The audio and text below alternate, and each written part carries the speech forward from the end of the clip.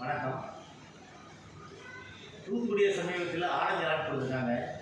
வெள்ளத்தில் மக்கள் கொஞ்சம் பாதிக்கப்படும் அப்படின்னு ஒரு மக்கள் மத்தியில் ஒரு கருத்து இருக்குது.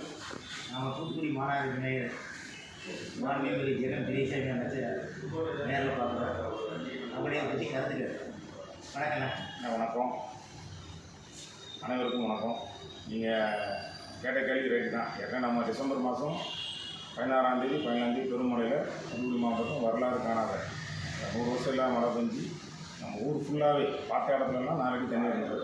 தமிழ்நாடு முதலமைச்சர் இந்த தலைவர் அவங்க உத்தரவுக்கிறாங்க 3 நாளில் எல்லா இடத்துலையும் வடிக்குது. அதனை தொடர்ந்து தீவிர கண்காணிக்கலாம். அந்த நேரத்தில் எந்தெந்த பகுதியில் தண்ணி கட்டினது எல்லாமே தன்னால், அதாவது மோட்டர்லாம் கிராவிட்டியில் வடிஞ்சுது.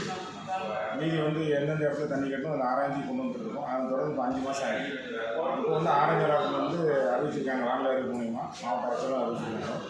இப்போ பார்த்தீங்கன்னா ஏன்னா நம்ம 10-11 வழித்தடம் வழியாக வர்ற தண்ணி வெளியே போயிட்டு தெரியும். பக்கலோட மட்டும்தான் எல்லாத்தையும் தெரியும். பக்கலோட ஒரு பிரதான இது. அதனை தொடர்ந்து நம்ம மெஜரா போட்ஸ் கரிக்கலம் காலையும் தண்ணி நம்ம ஊரில் தெரியும். அதுலேயே ஒரு இது போயிட்டு டிஸ்போஸ் போயிட்டு 3வது லசால் ஸ்கூல் வழியாக போயிட்டு இந்த 3 வழிகள் ஏற்கனவே இருந்தது. இதை நாங்கள் நல்லா கிளியர் பண்ணி எந்த நேரம் வருஷத்துக்கு 2 முறை கிளியர் பண்ணி எந்த நேரம் போகிற வச்சுருக்கோம். இது போக புதியதாக ஏற்படுத்த வழித்தடம் பெல் ஓட்டில் தெரியும். அது ஒரு வழித்தடம் இருக்குது. ஸ்டேட் பேங்க் முன்னாடி ஒரு வழித்தடம் ஏற்படுத்தியிருக்கு. ஸ்டேட் பேங்க் இல்லையா நார்த் சைடில் உள்ளதுக்கெல்லாம் வழித்தடமே இல்லாமல் இருந்தது. முதலமைச்சர் உத்தரவு புதியதாக ஏன்னா பார்த்த இடம் முதலமைச்சராகவே தூத்துக்குடியில் பார்த்த இடம் அதில் போட்ட வழித்தடம் இருக்குது. நம்ம போர்வே தெரியும் 40 மீன்போம். அதில் ஃபிஷரிஸ் வேலை முன்னாடி போது ஸ்டெர்லைட்லேருந்து அண்டாம் பெரிய குளம் போகுது. அதெல்லாம் சேர்த்தா இப்போ உங்களுக்கு நான் சொன்னது 8 ஆகிடுச்சு. சத்யா நகர்னு ஒரு பிரெயின் நகர். இது எல்லாமே முதலமைச்சர் பார்த்து அறிவிக்கப்பட்டாங்க.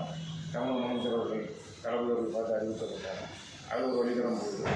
புதியதாக தெரியும் சங்கரபுரியும் தெரியும். சங்கரபுரியிலேருந்து நிலாசிப்பதியாக போயிட்டு இருக்குது. இன்னொரு இடம் பார்த்தீங்கன்னா பூதமார்புரம்னு கேள்விப்பட்டிருக்கீங்க. அதாவது மேலே அலங்காரத்துக்கு அதுக்கும் வேண்ட கடற்கரை நடுவில் ஒரு வழித்தடம் போகுது. இந்த வழித்தடம் வழியாக தண்ணி செல்றதுனால நகரில் 60 வார்டு இருக்கலாம். ஒரு 10 வார்டு தென் பகுதியில் இருக்குது. அதான் முக்கிய அவசியம் இருக்குது. அது ஏற்கனவே அந்த ஓட வழியாக போயிடும். மீதி எல்லா வழித்தடம் எந்த மழை பெஞ்சாலும் இது வழியாக தான் போகும். என்ன மழை பெஞ்சாலும் போகிறதுக்கு வழியாக வழித்தடம் எல்லாமே கிளியராக இருக்குது. ஆனால் மக்களுக்கு அச்சப்பட வேண்டிய தேவையில்லை. ஏன்னா அந்த மழையிலே அவங்களுக்கு ஒரு நம்பிக்கை வந்துருக்கு. கண்டிப்பாக. இப்போ நேற்று பெஞ்ச மழையில் ஏதாவது தண்ணி அந்த வழித்தடங்கள் தண்ணி போய்க்கிறதா? நேற்று முந்தானத்து காலில் பெஞ்சுது. இது வரைக்கும் மழை எதிர்பார்த்து கொண்டு இருக்கும். அதிகாரிலேருந்து எல்லாருமே மழை இப்போ வரைக்கும் வரல. வந்தாலும் எல்லா வழித்தடம் கிளியராக இருக்குது. இன்னொரு மெயின் இடம் பக்கலோடையில் ஒரு இடத்துல பாலமே உட்காந்துச்சு வெள்ளத்தில். டிசம்பர் 15ஆம் தேதி 18ஆம் தேதி நம்ம ப்ரோக்கன் பண்ணி விட்டுருந்தோம். உங்களுக்கு தெரியும் நாடாளுமன்றத்துலேருந்து ஒரு இளைஞர்கள் போகிறது. அதில் ஃபுல்லாகவே லாக் பண்ணி வேலை பார்த்துட்டு இருந்தோம். அந்த மழை வந்ததுனால திறந்து விட்டாச்சு. ஏன்னா அதில் கரெக்டாக அந்த பப்ளிக் சேனலில் 3 கிலோமீட்டர் வேலை இருந்தது. திறந்து விட்டதுனால இன்னும் கொஞ்சம் ஃப்ரீயாக போயிட்டு. வாழ்த்துக்கள் நன்றி. மக்கள் மத்தியில் ஒரு அதிருப்தி இருந்துச்சு. மறுபடியும் மழை வர தண்ணி போகுமா வெளியில் வந்துடுமா சின்ன கமெண்ட்ஸ் நிறையா போட்டுருந்தாங்க. ஆமாம், இப்போ சமூக வலைதளம் நிறைய படிக்கிறாங்க. ஒன்றை சொன்னால் நல்லா பயப்பட வேண்டிய தேவையில்லை, பேனிக்கே தேவையில்லை. எல்லாம் கிளியராக இருக்குது. என்ன மழை பெஞ்சாலும் தண்ணி வரும். நம்ம ஏற்கனவே உங்களுக்கு தெரியும் இன்ஸ்ட்ரக்ஷன் EB எப்படி பயன்படுத்தணும். மழை நேரத்தில் தேவையில்லாம் வெளியே செல்றதோ சாலையில் உள்ள பள்ளமோ எது நம்ம நம்மளை பாதுகாக்கலாம். மற்றபடி தண்ணியை பற்றி பயனில் என்ன மழை பெஞ்சாலும் அது அடிக்கடி மின் அடிக்கடி கட்டாது. அதை பற்றி மின்சாரம் எல்லாருமே கிளியராக இருக்குது. அதாவது 1 மணி நேரம் 2 மணி நேரம் ஃபால்ட்டு. ஒரு உதாரணத்துக்கு மக்களோட பணி லேட்டான காரணமே அதில் போஸ்ட் இருந்தது.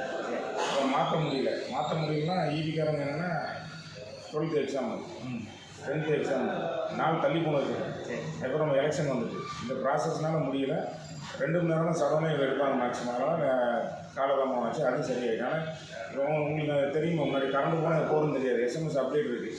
உடனே அதை பார்த்தே நீங்கள் தெரிஞ்சுக்கலாம். சரி 1/2 மணி நேரத்தில் வரும் இதுக்கு நிறுத்திருக்காங்க. ஆனால் எல்லாமே முன்னேறிட்டு தான் இருக்குது. நன்றி சார். உங்களுடைய நீண்ட பயணத்துக்கிடையே எங்களது வாழ்த்துக்கள் சார். நன்றி. முத்துச்சி சத்தியம்.